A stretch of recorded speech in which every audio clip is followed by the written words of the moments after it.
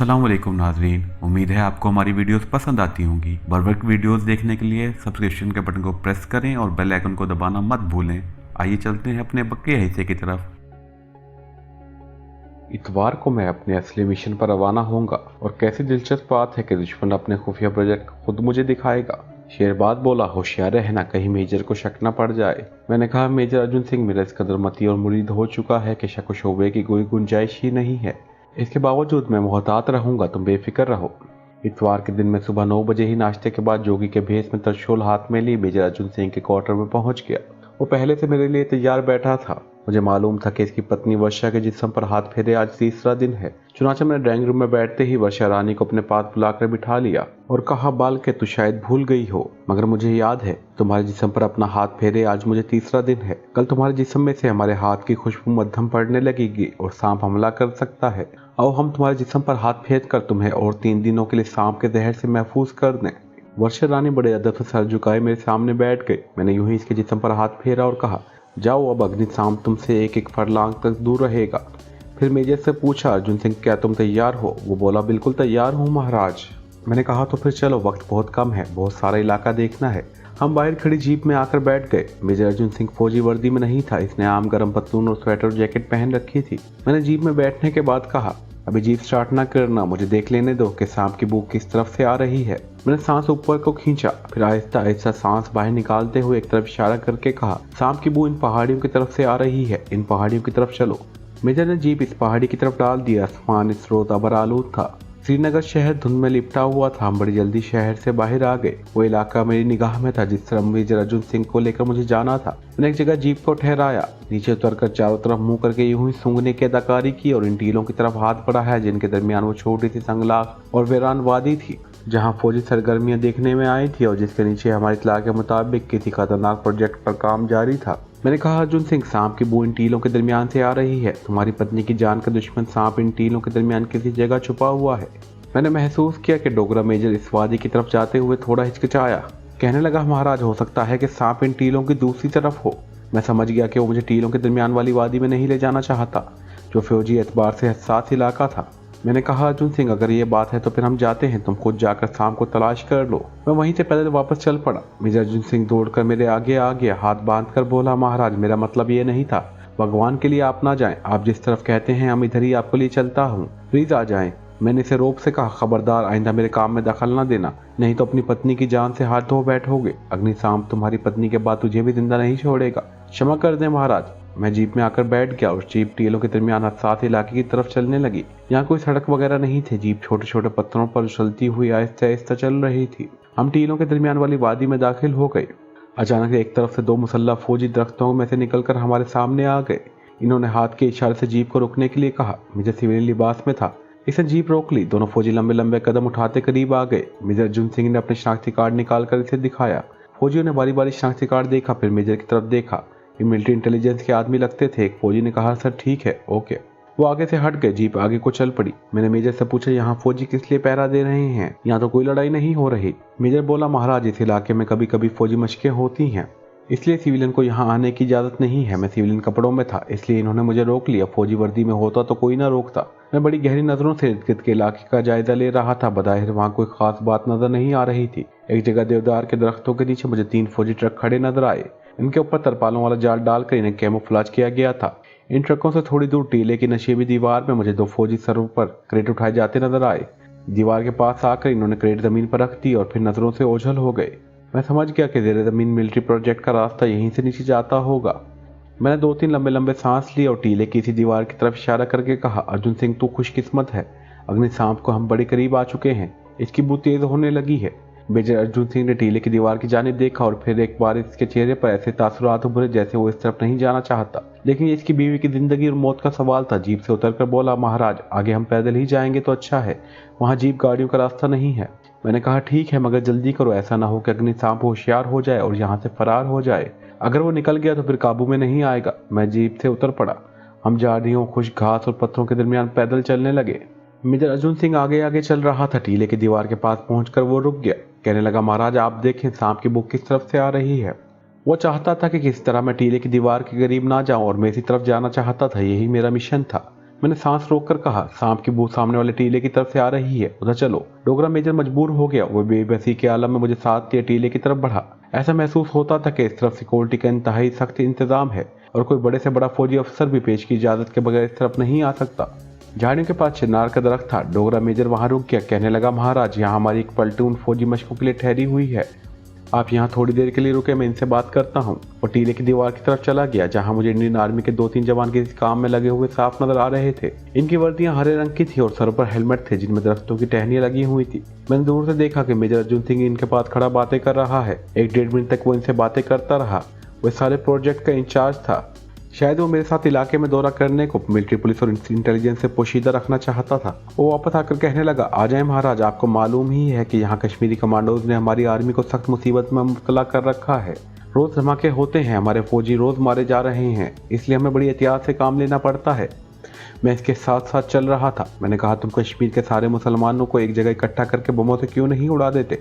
Dogra major जरा सा मुस्कुराकर बोला, महाराज, कश्मीर में मुसलमानों की बड़ी भारी अक्सरियत आबादी है, हम ऐसा नहीं कर सकते। हमें सामने टीले की दीवार में एक मेहराबदार दरवाज़ा बना हुआ नजर आया। दरवाज़ा ज़्यादा ऊंचा नहीं था, इसके क्वार्टर भी थे। दरवाज़ा ज़्यादा ऊंचा नहीं था, इसके क्वार्टर भी नहीं थे। दरवाजे का आधा हिस्सा दरख्तों की शाखों से ढका हुआ था। वहाँ पहले से जो 2-3 फौजी नजर आए थे, अब इनमें से कोई नहीं था। दरवाजे के करीब पहुंचकर डोगरा मेजर रुक गया। कहने लगा, महाराज, सांप इस तरफ नहीं आ सकता। मैं इसका मतलब समझ गया था। वो मुझे दरवाजे के पास नहीं ले जाना चाहता था और मुझे दरवाजे के पास ही नहीं बल्कि इसके अंदर भी जाना था। मैंने सांस खींचकर छोड़ा और जलाली आवाज में कहा, अर्जुन सिंह, अग्नि सांप की बू इस दरवाजे के अंदर से आ रही है, जल्दी से अंदर चलो, नहीं तो सांप फरार हो जाएगा। लगता है इसे मेरे आने की खबर हो गई है। डोगरा मेजर आगे बिल्कुल बेबस हो चुका था। इंतहाई मजबूरी के आलम में वो कुछ करना पड़ रहा था जो किसी हालत में नहीं करना चाहता था, मगर वो मजबूर था। मैं इसके आगे आगे टीले वाले दरवाजे की तरफ बढ़ा और शोल आगे करके दरवाजे में दाखिल हो गया। मेजर दौड़कर मेरे साथ हो गया। मैंने देखा कि अंदर एक गार्ड सा है। पहले तो अंधेरा सा था। मैं रुक रुक कर कदम उठाने लगा और साथ ही लंबे लंबे सांस लेकर सांप की बू सूंघने की अदाकारी करता जा रहा था। साथ साथ बोल भी रहा था, अग्नि सांप, में शिव देवता का भक्त हूँ। मैंने तुझे कील कर लिया है। मैंने तुझे अपने मंत्रों में जकड़ लिया है। भागने की कोशिश की तो तुझे मंत्र फूंक कर भस्म कर दूंगा। 6-7 कदम चलने के बाद गार की ढलान आ गई। छोटी सी ढलान थी। ढलान उतरते ही गार का नक्शा ही बदल गया। छत ऊंची हो गई। जगह जगह गार की दीवारों पर बिजली के बल्ब रोशन थे।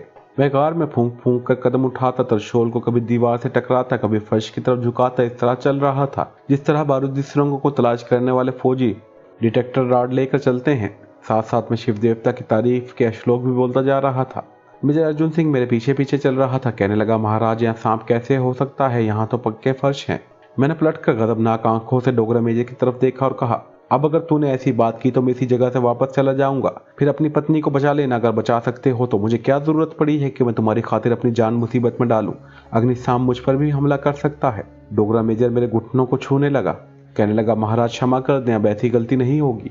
मैंने दोबारा सांप की तलाश शुरू कर दी। मैं कदम कदम गार में आगे बढ़ रहा था और तरशोल को बार बार गार की दीवार और फर्श के साथ टकरा रहा था।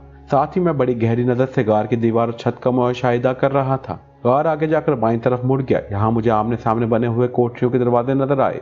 मैंने मेजर से बिल्कुल ना पूछा कि कोठरियां यहाँ किस लिए बनाई गई हैं। मैं कोठरी के करीब से गुजरा तो मुझे अंदर से किसी औरत की चीख की आवाज सुनाई दी। चीख बड़ी दर्दनाक थी। लगता था कि कोई औरत सख्त अजियत में मुब्तला है। मैंने मेजर की तरफ देखकर पूछा, अर्जुन सिंह, अंदर क्या हो रहा है? डोगरा मेजर बोला, महाराज, कभी कभी हम यहाँ इन कश्मीर कमांडोज की पूछगुछ के लिए ले आते हैं जो हमारी फौजी जवानों को घात लगाकर हलाक कर देते हैं। इनमें कश्मीरी औरतें भी होती हैं। मैंने कहा, बहुत अच्छा करते हो। इन मलीज कश्मीरी मुसलमानों को हरगिज जिंदा नहीं छोड़ना। मैं तरशोल दीवार के साथ लगाता श्लोक पढ़ता आगे गुजर गया। फिर आगे गया तो 1-2 कोठरियों में 3-4 आदमियों के करहाने की आवाजें सुनाई दी। मैंने मेजर से कुछ ना पूछा। इस तरह श्लोक पढ़ता और किसी वक्त अग्नि सांप को मुखातिब करके इसका खबरदार करता चला गया। आगे काफी बड़ा दरवाजा आ गया जहां 2 मुसल्लह फौजी पहरे पर खड़े थे। मेजर अर्जुन सिंह को देखकर इन्होंने सलूट तो ना किया, मगर एड़ियां बजाकर टेंशन हो गए। अगर फौजी अफसर वर्दी में ना हो तो दूसरा फौजी ओहदेदार इसे सलूट नहीं करता, सिर्फ एड़ियां बजाकर तादीम बजा लाता है। मैं तरशोल को झुकाए इस दरवाजे में दाखिल हो गया। डोगरा मेजर ने दोनों फौजियों से कोई बात की और मेरे पीछे हो गया। गार के अंदर यह हालनुमा कमरा बना हुआ था। दीवारों के साथ बड़े बड़े लकड़ी के करेट एक दूसरे के ऊपर रखे हुए थे। मैं एकदम से एक जगह रुक गया और डोगरा मेजर से पूछा, अर्जुन सिंह, क्या वो यहाँ से बाहर निकलने का कोई रास्ता है? मेजर ने जल्दी से कहा, हाँ महाराज, आगे बाई जानिब एक रास्ता है। मैंने तरशोल वाला हाथ ऊपर उठाकर कहा, जय शिव जी महाराज की। अर्जुन सिंह, सांप इसी तरफ गया है, चलो इस तरफ। हाल कमरे के कोने में एक छोटा सा दरवाजा था। इस दरवाजे के भी क्वाड नहीं थे। मेजर अब मेरे आगे आगे हो गया था। दरवाजे की दूसरी जानिब तंग गार शुरू होता था। इस गार से बाहर की ताज़ा हवा आ रही थी। यहाँ सिर्फ एक बल्ब रोशन था। गार की दीवारें पक्की थी मगर छत और फर्श कच्चे ही थे। मैंने कहा, अर्जुन सिंह मेरे पीछे आ जाओ, हम शाम के करीब पहुंच गए हैं, कहीं वो तुम पर हमला न कर दे। डोगरा मेजर जल्दी से मेरे पीछे हो गया। कहने लगा, महाराज ये गार टीले की दूसरी तरफ निकल जाता है। मैंने सांस भरकर कहा, मुझे शाम की बूसी टीले की तरफ से आ रही है, आ जाओ मेरे पीछे पीछे। चाकू निकाल कर हाथ में ले लो। मेजर ने चाकू जेब से निकाल कर खोला और इसे सीधे हाथ में पकड़ लिया। मैं श्लोक पढ़ता था, शोल को बार बार जमीन और दीवारों की तरफ झुकाता और इस जगह पर आ गया जहाँ गार खत्म हो जाता था और गार के दहाने पर से दिन की रोशनी अंदर आ रही थी। मैं दौड़कर गार से बाहर आ गया। मैंने नोट किया कि टीले का पिछला इलाका था। यहाँ भी गार के दहाने को दरख्तों की शाखों से ढाँप कर कैमोफ्लेज किया गया था। मेरे बाहर निकलते ही दो फौजी अचानक किसी तरफ से निकलकर मेरी तरफ दौड़े और मुझे वहीं दबोच लिया। इतने में डोगरा मेजर गार के दहाने से बाहर आ गया था। इसने वहीं से आवाज़ दी, ठीक है जवान। दोनों फौजी संतरियों ने सिविलियन कपड़ों में अपने कमांडिंग ऑफिसर को पहचान लिया। मुझे फौरन छोड़कर वो परे हट गए और एड़ियां जोड़कर बोले, ठीक है सर। मेजर अर्जुन सिंह ने दोनों फौजी जवानों को भेज दिया और मुझसे कहने लगा, महाराज शाम को कुछ पता चला? मैंने वहीं एक लंबा सांस लिया और सख्त लहजे में कहा, तुम्हारे इन फौजी जवानों ने मेरी सारी मेहनत पर पानी फेर दिया है अर्जुन सिंह। सांप की बू यहाँ बड़ी तेज थी, वो इस झाड़ी में था, मगर तुम्हारे जवान झाड़ी में से तोड़ते हुए मेरी तरफ आए। सांप की बू एकदम मध्यम हो गई। इसका मतलब है कि वो यहाँ से डरकर भाग गया है। मैं बू सूंघता तरशोल को इधर उधर फिराता दूसरे टीले की तरफ चल पड़ा। मेजर मायूसी के आलम में मेरे साथ साथ चलने लगा। मैं इसे कहता जा रहा था, ये कमबख्त कहाँ से निकल आए थे? इनके पाँव की धमक से सांप फरार हो गया। अगर ये ना आते तो मैंने सांप को पकड़ ही लिया था। कोई बात नहीं, तुम घबराओ नहीं, वो मुझसे बचकर नहीं जा सकेगा। मगर इसकी बू बड़ी दूर हो रही है, लगता है वो इस इलाके से दूर होता जा रहा है। मेरा काम हो गया था। मुझे जेरे जमीन जो सुराग रसानी करनी थी वो मैंने कर ली थी। संगलाक वादी के नीचे इंडियन आर्मी के खुफिया प्रोजेक्ट के बारे में इब्तदाई मालूमात और जमीन दोस्त प्रोजेक्ट के अंदर जाने और बाहर निकलने का रास्ता मुझे मालूम हो गया था। लेकिन मैं डोगरा मेजर को अभी अपने हाथ में रखना चाहता था। इसके चेहरे पर मायूसी छाने लगी थी। मैं एक जगह बैठ गया। मेजर भी मेरे सामने बैठ गया। कहने लगा, महाराज अब क्या होगा? सांप अगर बहुत दूर आजाद कश्मीर की तरफ निकल गया तो हम इसे कैसे हलाक कर सकेंगे? ये तलवार तो मेरी पत्नी के सर पर लटकती रहेगी कि सांप किसी भी वक्त किसी भी रोज आकर इसे डस देगा। मैंने कहा, मेजर अर्जुन सिंह तुम क्यों गम करते हो? क्या मैं तुम्हारे पास नहीं हूँ? जब तक मैं तुम्हारे और तुम्हारी पत्नी के साथ हूँ, सांप तुम्हारे क्वार्टर के करीब बल्कि वर्षा रानी के करीब भी नहीं फटक सकता। मैं हर तीसरे दिन इसके जिस्म पर अपना हाथ फेर कर अपने जिस्म की खुशबू इसके जिस्म में दाखिल कर दिया करूंगा। तुमने खुद देख लिया है कि मेरी बू से अग्नि सांप डरता है, वरना अब तक इसने तुम्हारी पत्नी का काम तमाम कर दिया होता। डोगरा मेजर को थोड़ा सा हौसला हुआ। कहने लगा, महाराज अब क्या प्रोग्राम है? मैंने कहा, प्रोग्राम यह है कि तुम्हारे यहाँ चलकर थोड़ा आराम करूंगा, वर्षा रानी को भी तसल्ली दूंगा। इसके बाद जंगल में राम राम की माला जपने और बप्ता करने निकल जाऊंगा। चलो, तुम्हारी जीप किस तरफ है? मुझे तो कुछ पता नहीं चल रहा कि हम किस तरफ से आ गए थे और ये कौन सी जगह है अर्जुन सिंह। मैं जानबूझकर नादान बन रहा था। डोगरा मेजर बोला, महाराज जिस टीले से हम गार में दाखिल हुए थे इस टीले का पिछला इलाका है। हमारी जीप दूसरी तरफ खड़ी है, आ जाइए महाराज। हम टीले के नशीब में से झाड़ियों वाले दरख्तों में से गुजरते वापस अपनी जगह पर आ गए जहाँ चीड़ और चनार के दरख्तों में हमारी जीप खड़ी थी। हम जीप में बैठकर वापस चल पड़े। मेजर अर्जुन सिंह के क्वार्टर में इसकी पत्नी और दोनों औरतें बेताबी से हमारी राह देख रही थी। जब इन्हें पता चला कि अग्नि सांप पकड़ा नहीं गया तो वो परेशान हो गई। वर्षा रानी तो सोफे पर सर झुकाकर बैठ गई। जोगी और साधु हिंदू घरानों में बड़े बेतकल्लुफ हो जाते हैं। मैंने भी इसी किस्म का मुजाहिरा किया और वर्षा रानी के पास सोफे पर बैठ गए। उसके कंधे पर हाथ फेरते हुए कहा, बालके तो क्यों परेशान होती है? जब तक हम तुम्हारे पास हैं सांप इस तरफ आने की जरूरत भी नहीं कर सकता। हम कल फिर इसकी तलाश में जाएंगे। हम जब तक अपने तरशोल से इसके टुकड़े नहीं कर लेंगे चैन से नहीं बैठेंगे। वर्षा रानी के होंठों पर हल्की सी मुस्कुराहट आ गई। हाथ बांधकर बोली, महाराज की कृपा है। दोपहर का खाना मैंने वहीं अर्जुन सिंह और वर्षा रानी के साथ खाया। इसके दोनों रिश्तेदार औरतों को मैंने अपने करीब नहीं आने दिया था। दोपहर के बाद मैं अगले रोज आने का वादा करके डोगरा मेजर के क्वार्टर से निकलकर अपनी खुफिया कमी गाह की तरफ रवाना हो गया। ये छोटा सा जंगलाती इलाका था। मैं दरख्तों झाड़ियों में से गुजरता इसी रास्ते से श्रीनगर शहर के बड़े चौक की तरफ वापस जा रहा था जहाँ से मुझे बस पकड़नी थी और शहर से दूर अपनी खुफिया कमी गाँव वाली सड़क पर जाकर उतरना था। मैं अभी इन दरख्तों में ही था कि मेरी छठी हिस्से बेदार होकर मुझे खबरदार कर दिया कि तुम्हारा पीछा किया जा रहा है। एक आदमी को मैंने अपने बराबर कुछ फासले पर दरख्तों में जाते देखा था। कुछ दूर तक वो आदमी मेरे मतवादी दरख्तों में चलता रहा, फिर अचानक गायब हो गया। मैंने कोई ख्याल ना किया। मैं साधुओं की तरह बड़ी बिलाओबाली अंदाज में आराम से चल रहा था। कुछ दूर चलने के बाद मैंने इस आदमी को दोबारा देखा। अब वो एक दरख्त की ओट में मुझसे कुछ फासले पर जरा बुलंदी पर खड़ा सिगरेट पी रहा था और पीछे देख रहा था। मुझे कुछ शक हुआ। जब मैं इसके बराबर से होकर गुजरा तो मैंने कनखियों से इसकी तरफ देखा। वो बड़े गौर से मुझे देख रहा था। इस वक्त मुझे यकीन हो गया कि ये मिलिट्री इंटेलिजेंस का आदमी है और मेरा पीछा कर रहा है। असूली तौर पर इसे मेरा पीछा करना चाहिए था। मैं एक डोगरा मेजर के साथ इंडियन आर्मी के सीक्रेट प्रोजेक्ट के इलाके से ही नहीं गुजरा था, बल्कि इस प्रोजेक्ट के अंदर से घूम फिर कर भी आया था। मिलिट्री इंटेलिजेंस को तो मेरा पीछा करना ही था कि मैं कौन हूँ और मेजर के साथ खुफिया प्रोजेक्ट में क्या करने गया था। वो सारा इलाका हसास इलाका था। हुर्रियत पसंद मुजाहिद हर महाज पर मकबूजा इंडियन आर्मी का बेजिगरी से मुकाबला कर रहे थे और इनके जुल्म बर्बरीत का मुंह तोड़ जवाब दे रहे थे। यकीनी तौर पर डोगरा मेजर से भी मिलिट्री इंटेलिजेंस की तरफ से पूछ कुछ होने वाली थी। कोई एक साधु को लेकर खुफिया प्रोजेक्ट में क्या करने गया था। जाहिर है मेजर इस हकीकत से बाखबर था और उसने इसके लिए कोई ना कोई वजाहत जहन में तैयार कर रखी होगी। लेकिन ये जो मिलिट्री इंटेलिजेंस का आदमी मेरे पीछे लग गया था, मेरे लिए बल्कि हमारे सारे मिशन के लिए खतरनाक साबित हो सकता था। मैं वहीं मोहतात हो गया। श्रीनगर शहर के बस स्टॉप पर आकर मैं वहां बिल्कुल नहीं रुका, बल्कि बस स्टॉप से आगे निकल गया। सामने एक चाय की छोटी सी दुकान थी। मैं दुकान में घुस गया। बाहर काफी सर्दी थी। दुकान में हल्की हल्की गर्माइश थी। 3-4 बुजुर्ग टाइप के कश्मीरी बैठे चाय पी रहे थे और बातें कर रहे थे। मुझे अंदर आता देखकर वो चुप हो गए। ये बात बड़ी आम थी कि श्रीनगर पुलिस की सीआईडी के आदमी साधुओं का भेष बदलकर शहर और देहात में फिरते रहते हैं और हुर्रियत परस्त मुजाहिदों का खोज लगाकर इन्हें गिरफ्तार करवा देते हैं। जो कश्मीरी हुर्रियत परस्तों की तरफदारी भी कर रहे हों, इनकी मुखबरी करके इन्हें भी उठवा लेते हैं। मैं दुकान के कोने में बेंच पर बैठ गया और दुकानदार से कहने लगा, मियाँ जी एक प्याली चाय बना दें और साधु संत से दुआ लें। मेरी नजरें बराबर बाहर बाजार की तरफ लगी थी। आखिर वही हुआ जिसका मुझे यकीन था। वही आदमी दुकान के आगे से सिगरेट पीते हुए गुजरा जो मेजर के क्वार्टर से मेरे पीछे लगा हुआ था। दुकान के आगे से गुजरते हुए इसने निगाह अंदर डालकर देखा था। जरूर इसे मैं दुकान में बैठा हुआ नजर आ गया होगा, बल्कि इसने तो मुझे चाय की दुकान में दाखिल होते भी देख लिया होगा। अब मैं सोचने लगा कि इस आदमी से कैसे पीछे छुड़ाया जाए। इसको साथ लेकर मैं अपनी खुफिया कमीगाह पर नहीं जा सकता था। पहले सोचा कि इसको अपने पीछे लगाकर ऊपर ले जाता हूँ, वहां इसको अपने दोस्त सांप से डसवा कर इसका काम तमाम कर दूंगा। फिर ख्याल आया कि ये लोग और ख़ास तौर पर मिलिट्री इंटेलिजेंस के लोग जब किसी मशकूक शख्स का ताक़ुब करते हैं तो अकेले नहीं होते। कम से कम 2 आदमी होते हैं और दोनों मुसल्लह होते हैं। इसके अलावा वो अपने हेडक्वार्टर को खबर कर देते हैं कि हम मुश्तबा आदमी का पीछा करते हुए फलां इलाके की तरफ जा रहे हैं। मैं ज़्यादा से ज़्यादा एहतियात से काम लेना चाहता था। कुछ देर तक मैं दुकान में बैठा चाय पीता रहा। वहाँ शायद सभी मुसलमान कश्मीरी थे। किसी ने मुझसे कोई बात ना की। मैं ज़्यादा देर वहाँ बैठना भी नहीं चाहता था। मुझे वापस खुफिया ठिकाने पर जाकर दिन भर की सारी रिपोर्ट कमांडर शेरबाज को देनी थी, जो वहाँ मेरा इंतजार कर रहा था। मैं ज़्यादा देर तक इधर उधर भी नहीं फिर सकता था। इस तरह से इंटेलिजेंस के आदमी का शक यकीन में बदल जाता कि मैं वाकई कश्मीरी कमांडो हूँ। एक ही तरीका बाकी था कि मैं किसी तरह से आदमी को धोखा देकर निकल जाऊँ। मुझे ये भी शक था कि यह आदमी अकेला नहीं है, इसके साथ दूसरा आदमी भी है जो दूसरी जानिब से मेरा पीछा कर रहा है। काफ़ी देर तक दुकान में बैठा यही कुछ सोचता रहा। चाय की 2 प्यालियां पी गया। आखिर दुकान से निकलकर सर्द कोहरे में डूबी हुई सड़क पर एक तरफ चल पड़ा। आसमान पर बादल गहरे हो गए थे। कोहरा बिल्कुल बादलों की तरह सड़क पर छाया हुआ था। ये कोहरा मेरी मदद कर सकता था। मैंने पीछे मुड़कर देखा। मुझे सिवाय कोहरे की धुंध के कुछ नजर न आया। मैं तेज तेज चलने लगा। कोहरे का बादल खत्म हो गया। सड़क में रोशनी हो रही थी। मैं एक दुकान के आगे खड़ा हो गया और शोकेस में लगी हुई चीजें देखने लगा।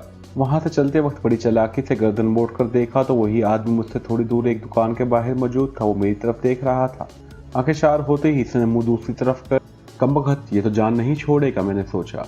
मुझे मालूम था कि इस इलाके में विष्णु जी का एक मंदिर भी है। मैं इस मंदिर की तरफ चल पड़ा। 2-3 बाजार और एक घाटी उतरने के बाद सामने मंदिर के कलश पर लहराता हुआ भूरे रंग का झंडा दिखाई दिया। मैं मंदिर में घुस गया। मंदिर में कोई पूजा पाठ का वक्त नहीं था, फिर भी पुजारी लोग आ जा रहे थे। इनमें औरतें भी थी। ये बड़ा छोटा सा मंदिर था। मंदिर के पीछे एक चबूतरे पर 2 साधु आग का औलाद जलाकर बैठे हुए थे। मैं भी इनके पास जाकर बैठ गया और इनसे बातें करने लगा। मुझे साधुओं से बातें करने का तजर्बा था। थोड़ी थोड़ी देर बाद मैं इधर उधर देख लेता था। मिलिट्री इंटेलिजेंस का आदमी अभी तक कहीं दिखाई नहीं दिया था। कुछ वक्त गुजारने के बाद मैं उठकर मंदिर के दरवाजे की तरफ आ गया। देखा तो इंटेलिजेंस का आदमी मंदिर के दरवाजे के बाहर एक तरफ बेंच पर बैठा सिगरेट पी रहा था। इसका हुलिया हिंदू कश्मीरियों वाला था। इसने कंबल ओढ़ रखा था। मैं समझ गया ये मेरे बाहर निकलने का इंतजार कर रहा है, क्योंकि मंदिर का कोई दूसरा दरवाजा नहीं था। दूसरी तरफ ऊंची दीवार थी। मैं वापस साधुओं के पास चला गया। सोचने लगा कि यह मौका अच्छा है। अगर मैं किसी तरीके से दीवार फांद कर निकल जाऊं तो इस आदमी से छुटकारा मिल सकता है। मैंने चबूतरे पर बैठे साधुओं से बातें करते हुए सामने मंदिर की अगली दीवार की तरफ देखा। दीवार कुछ नहीं तो 10 फुट के करीब बुलंद थी। इसके करीब कोई दरख्त भी नहीं था। दीवार के आखिरी सिरे की तरफ मेरी नजर गई तो वहां मुझे एक कोठरी दिखाई दी। इस कोठरी की छत मंदिर की दीवार से मिली हुई थी। अगर मैं किसी तरह इस कोठरी की छत पर चढ़ जाऊं तो दीवार फांद कर दूसरी तरफ जा सकता हूं। मैं कोठरी तक जाने के लिए बेचैन हो गया। इस वक्त यही एक मौका और यही एक रास्ता था। मैं ओलख निरंजन का हल्का सा नारा लगाकर उठा और चबूतरे से उतरकर कोठरी की तरफ आ गया। कोठरी बंद थी। बाहर एक तरफ लकड़ियों का ढेर लगा हुआ था। मैं कोठरी की दूसरी तरफ आया तो वहां भी लकड़ियों का ढेर लगा हुआ था। मैं लकड़ियों के ढेर पर पांव रखकर कोठरी की छत पर चढ़ गया। सर्दी और कोहरे की वजह से वहां कोई नहीं था।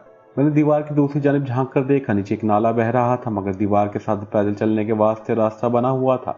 वो सोचने का वक्त नहीं था। मैं दीवार की मुंडेर को पकड़कर दूसरी तरफ लटक गया और फिर हाथ छोड़ दिए। मैं उलटकर नाले में गिरते गिरते बचा। पगडंडी पर गिरते ही मैंने बड़ी जल्दी से अपने आप को संभाला और एक तरफ जितनी तेज चल सकता था चलने लगा। नाले में पानी बेमालूम अंदाज में बह रहा था, इसमें कूड़ा क्रिकेट भी बह रहा था। मैं चलता गया, आगे जाकर लकड़ी का पुल आ गया। मैं पुल पे से होकर दूसरी तरफ सड़क पर निकल आया। यहाँ मुझे एक मोटरसाइकिल रिक्शा मिल गया। मैं इसमें घुस गया और इससे कहा, निशात बाग की तरफ चल पड़ो। जिस सड़क पर मुझे जाना था वो निशात बाग से आगे थी। रिक्शा रवाना हो गया। मैंने खुदा का शुक्र अदा किया कि इंटेलिजेंस का आदमी को धोखा देकर निकल आया हूँ। निशात बाग पीछे रह गया। जब मैं श्रीनगर शहर से बाहर जाने वाली सड़क पर काफी आगे निकल आया तो एक जगह मैंने रिक्शा रुकवा लिया और नीचे उतर गया। रिक्शे वाले को किराया दिया और सड़क के साथ जो पहाड़ी रास्ता ऊपर जाता था इस तरफ रुक कर लिया। यूं ही मैंने पीछे एक निगाह डाली तो कुछ फासले पर एक मोटर रिक्शा खड़ा था। मैं ठिठक सा गया। फिर ख्याल आया कि मोटर रिक्शा वैसे ही खड़ा होगा, इसमें कोई सवारी होती तो बाहर निकल आती। मैं दरख्तों में से गुजरने लगा। मैं अपनी खुफिया कमी गाह की तरफ सीधे रास्ते से जाने के बजाय पेचदार और दुश्वार गुजार रास्तों से गुजर रहा था, ताकि अगर कोई मेरा पीछा कर भी रहा है तो पहाड़ी रास्तों की बुलबुलाइयों में फंस जाए। कभी एक घाटी आ जाती, कभी दरख्तों के झुंड आ जाते और कभी कोई चट्टान सामने आ जाती। मैं काफी चक्कर लगाकर आखिर इस पगडंडी पर आ गया जो एक घाटी और नाले में से होती हुई हमारी खुफिया कमी गाह की तरफ जाती थी। मैं इस पहाड़ी पगडंडी पर भी एहतियात के तौर पर बिल्कुल सीधा ना गया, बल्कि पगडंडी से उतरकर झाड़ियों दरख्तों के पीछे से होकर चढ़ाई चढ़ने लगा। आगे घाटी आ गई, घाटी उतर गया। सामने नाला बह रहा था, ये पहाड़ी नाला था। सामने जरा बुलंदी पर हमारे कश्मीरी मुजाहिद की लकड़ी की झोंपड़ी थी जो हमारी खुफिया कमी गाह भी थी। यहाँ मैं रुक गया। बादल ऊंचे हो गए थे, ठंडी हवा चलने लगी थी जिसकी वजह से धुंध और कोहरा गायब हो गया था। मैं नाले के साथ साथ चलकर ऊपर लकड़ी की झोंपड़ी के पीछे निकल आया। झोंपड़ी के सामने एक जानिब आया तो वहां कोई नहीं था। कोठरी को ताला नहीं लगा हुआ था, मगर वो खाली पड़ी थी। न कमांडो शेरबाद अभी तक पहुंचा था, न अपना कश्मीरी मुजाहिद नजर आ रहा था। किचन वाली झोंपड़ी भी खाली पड़ी थी। ताज्जुब हुआ कि कमांडो शेरबाद अभी तक क्यों नहीं पहुंचा, इसे तो यहाँ मौजूद होना चाहिए था। मैं पीछे चट्टान वाली घास फूस की झोंपड़ी की तरफ आ गया। यहाँ मेरे दोस्त सांप की आरामगाह थी। मैंने झुककर देखा। सांप ने मेरे खैर मकदम के तौर पर हल्की सी फंकार मारी। वो बेदार था और गर्दन उठाए मेरी तरफ देख रहा था। इसने 2 बार गर्दन को आगे की तरफ झुकाया जैसे मेरी तादी मजा ला रहा हो। मैंने कहा, दोस्त मैं जिस मिशन पर गया था वो कामयाब रहा है। अब आगे हमें तुम्हारी जरूरत पड़ेगी। तुम हमारी मदद के लिए तैयार हो ना? सांप ने सर को दोबारा झुका दिया जैसे कह रहा हो मैं तैयार हूँ। मैंने कहा, तुम्हें मालूम है कमांडो शेरबाज कहाँ है? वो अभी तक नहीं आया, इसे आ जाना चाहिए था। सांप खामोश बैठा मेरी तरफ तकता रहा। वो बोलकर मुझे कोई जवाब नहीं दे सकता था। इस वक्त मेरे दिल में शदीद ख्वाहिश पैदा हुई कि काश ये सांप बोल भी सकता। मैंने इससे कहा, क्या तुम बात नहीं कर सकते? सांप खामोशी से मुझे देखता रहा। मुझे अपने सवाल पर खुद ही हंसी आ गई। वो बोल कहाँ सकता था? वैसे अगर वो मेरी उर्दू पंजाबी ज़बान को समझ लेता तो कोई ताज्जुब की बात नहीं थी कि किसी रोज़ उर्दू या पंजाबी में मुझसे बातें भी करने लगे। मैंने सांप से कहा, दोस्त क्या तुम दुनिया की सारी ज़बानें जानते हो या सिर्फ उर्दू और पंजाबी ही समझते हो? क्योंकि जहाँ तक मुझे याद है मैं तुमसे ज़्यादातर इन 2 ज़बानों में ही बात करता हूँ और तुम समझ भी लेते हो। सांप इसी तरह खामोश बैठा रहा। मैंने इसे बताया कि मैं मेजर अर्जुन सिंह के घर से आ रहा हूँ। मैंने सारा ज़ेरे ज़मीन प्रोजेक्ट देख लिया है और मेजर की पत्नी भी तंदुरुस्त हो गई है। अब हमें कमांडो एक्शन की तैयारी करनी है। तुम मेरे पास रहते हुए बोर तो नहीं हो गए? मेरा मतलब है तुम्हारा दिल तो नहीं चाहता कि तुम मुझसे अलग होकर जंगलों में निकल जाओ और अपनी मर्जी से पहाड़ियों जंगलों में सैर करते फिरो? मैं बड़े गौर से सांप को देख रहा था। एक दफ़ा सांप ने नफ़ी में सर हिला दिया। मैंने बेख्तियार होकर सांप के सर पर उंगली से प्यार किया और कहा, दोस्त तुम वाकई बड़े वफादार साथी हो। मुझे तुम्हारी दोस्ती पर बड़ा नाज है। मैं तुमसे वादा करता हूँ कि तुम्हें कभी अपने से अलग नहीं करूँगा। खुदा ने चाहा तो हम दोनों एक साथ जहाद कश्मीर के लिए जिद्दोजहद करते रहेंगे। जिंदा रहे तो एक साथ जिंदा रहेंगे, मर गए तो खुदा करे कि एक साथ मरें, मगर दुश्मन को ज़बरदस्त नुकसान पहुंचाकर मरेंगे। यूं ही मर जाने का कोई फ़ायदा नहीं। सांप के मुंह से हल्की सी फंकार निकली। मैंने कहा, बिल्कुल ठीक है, तुम यही कहना चाहते हो ना? सांप ने एक बार फिर हल्की सी फंकार की आवाज़ निकाली और कुछ बेचैन सा नजर आने लगा था। हैरानी की बात है कि वो मुझे एक ज़बरदस्त खतरे से आगाह कर रहा था और मैं बिल्कुल नहीं समझ रहा था। मैंने आहिस्ता से सांप के सर पर उंगली रखी और कहा, अच्छा दोस्त मैं कोठरी में चलकर बैठता हूँ। मुझे कमांडो शेरबाज का इंतजार करना है। शाम तक वो ज़रूर आ जाएगा। आसमान पर बादल इसी तरह छाए हुए थे। सर्द हवा चल रही थी। बारिश अभी शुरू नहीं हुई थी। मैंने सांप के कोह के आगे दरख्त की टहनियों की आड़ सी बना दी ताकि सर्द हवा से थोड़ा बचाव हो जाए। मैं उठकर घाटी की मामूली सी ढलान उतरकर लकड़ी की झोंपड़ी के सहन में आ गया। सहन इसी तरह खाली पड़ा था। एक अजीब सी खामोशी का मुझे एहसास हुआ। इस खामोशी में मुझे खतरे की बेमालूम सी बू भी महसूस हो रही थी।